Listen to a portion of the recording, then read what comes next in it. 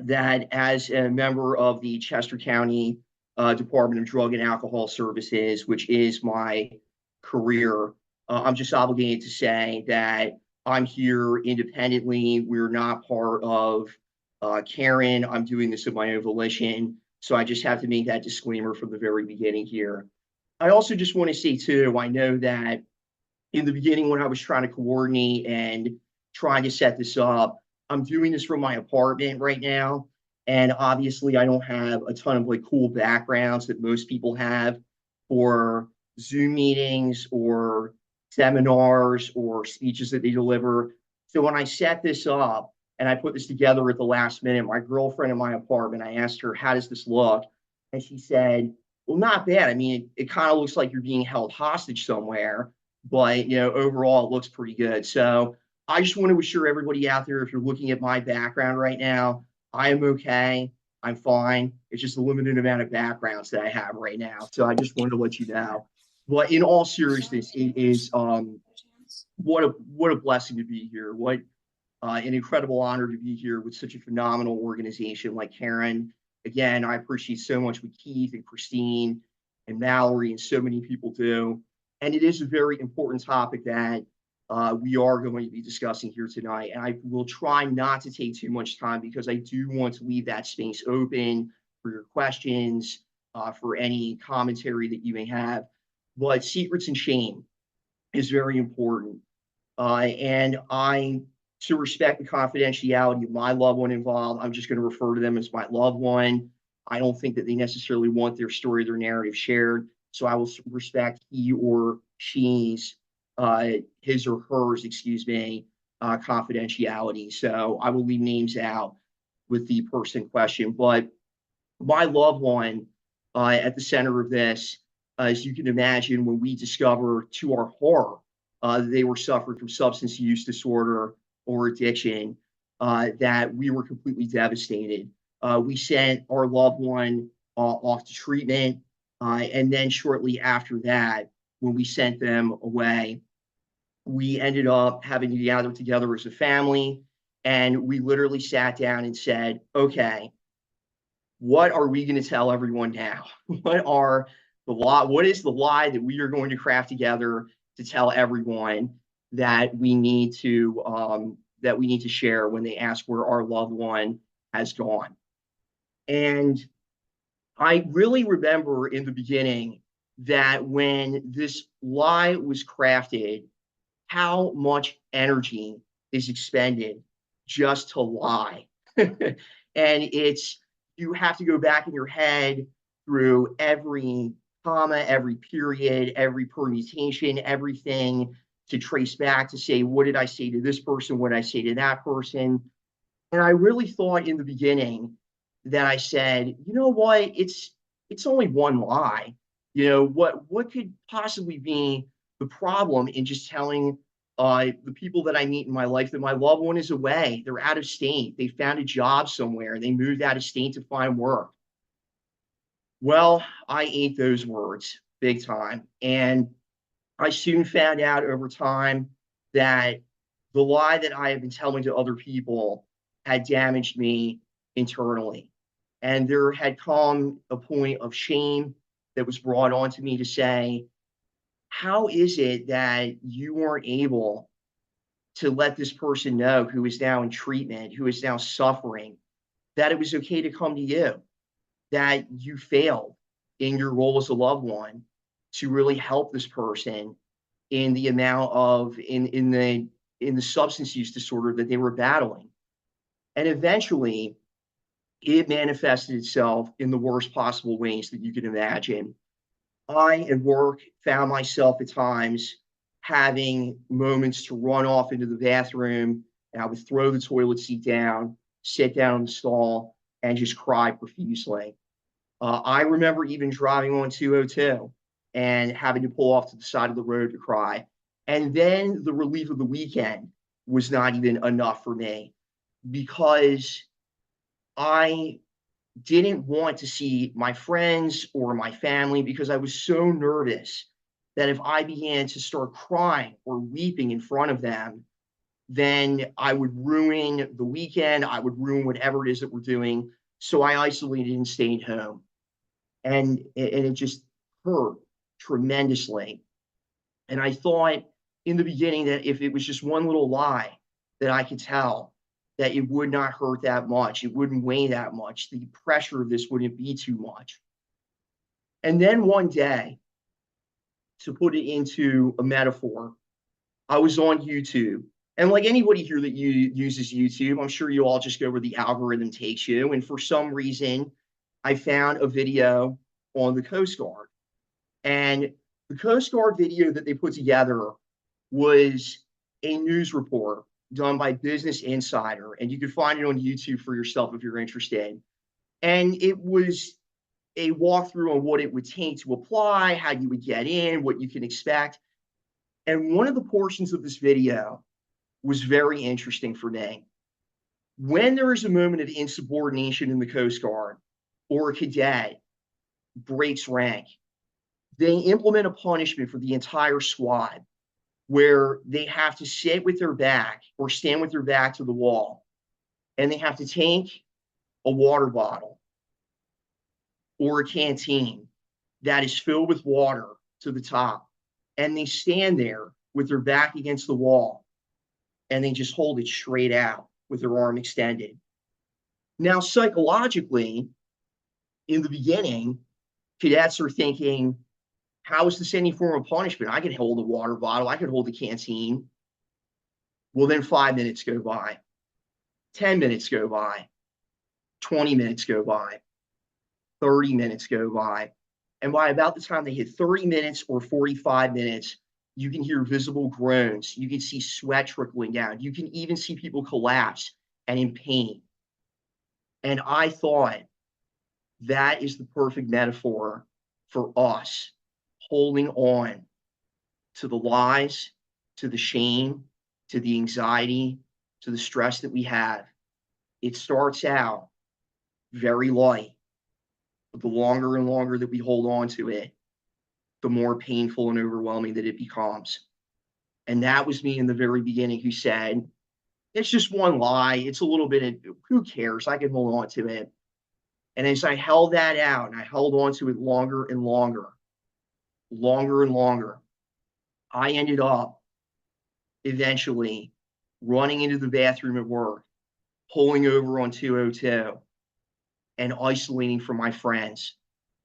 That's what holding on to the lies and to the shame that I had held on ever since my loved one went into treatment. And eventually, it also manifested itself in another terrible way. I was in a master's program at the time, my master's in public administration. And I was becoming just so overwhelmed with what was happening outside of the classroom that it was visibly beginning to impact what I was doing inside the classroom. So then at one point, my teacher calls me after class and she says, Kevin, I want to schedule time and you and I are going to talk. And I said, well, that's never a good sign. So we get into her office and she said, you haven't been paying attention. Your work has been slipping. What's going on? And I thought, I can't tell her what's going on. Just for the same reason I couldn't tell my friends what was going on. Just for the same reason I couldn't tell other family what was going on. For the same reason my family couldn't tell other people what was going on. There was shame. There was lies. And I felt that if I told other people, I thought I knew reflexively what the reaction would be. It's your fault they're in treatment. It's your fault you didn't have an open door with that person. They would have came to you if you had an open door with that person. But I had to confess. For some reason, I confessed everything to my teacher. And as I did, I could not even stare at her in the eyes. I stared right at the floor, and I had tears streaming down my face. And my eyes were locked on the floor because I couldn't bear to look at her. And I knew that what she was going to say, again, it's your fault they're in treatment. It's your fault the door wasn't open or you didn't have an open door for them to come to you. And when I was done, I mustered just enough strength to look up. And I could actually see tears streaming down my teacher's face when I told her this story. And she said two words after that, two words that we heard very much in 2018, two words that were prevalent everywhere in 2018, two words that should remain prevalent everywhere but have since faded out. Two powerful words. Me too. She said, me too. And she said, Kevin, I have to put my own parents into treatment. I have to go to Al-Anon meetings. I totally understand what you're going through, or I can relate to what you're going through. And when I left, that water bottle, that stress, that anxiety, that shame that I had held for so long, it started to lift a little bit. Because when I walked out, I thought to myself in a moment of revelation, would you really be saying this about your loved one? Or would you really feel the shame, anxiety, and would you have the need to lie if they had cancer? No, of course not. Would you feel the same way if they had leukemia? No, absolutely not. What if they had diabetes? No, absolutely not. But that is the power of the disease of addiction and the power of the disease of substance use disorder, that it forces us to feel shame. It forces us to lie. It makes us feel that other people around us are going to think the worst of us. And as I started to share with a select few group of people what was happening with my family, people I trusted, I heard those words again too. Me too. Or I've known someone, or I've had to bury someone, or I just know someone at work who lost somebody or had to put someone else in treatment. And as I was going through this, I was very blessed to be connected to the legendary Keith Rogers, who's on this call. And we discussed setting up a support group to try and help people. And Keith was the one who said, you know what, Kevin, I think you should be one of the people to do this group.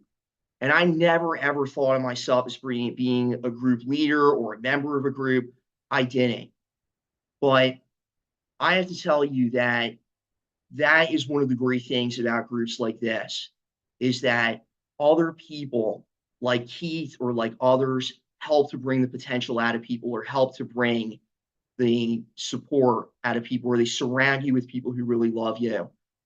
But I noticed, though, in that moment, when I began to tell the truth to a select few group of people who understood, or a select few group of people that I trust, I could see how that broke the stigma, broke the lies, broke the shame in both sides of my family, who had covered up or had kept hitting family members and their problems and their disease of substance use disorder for many years.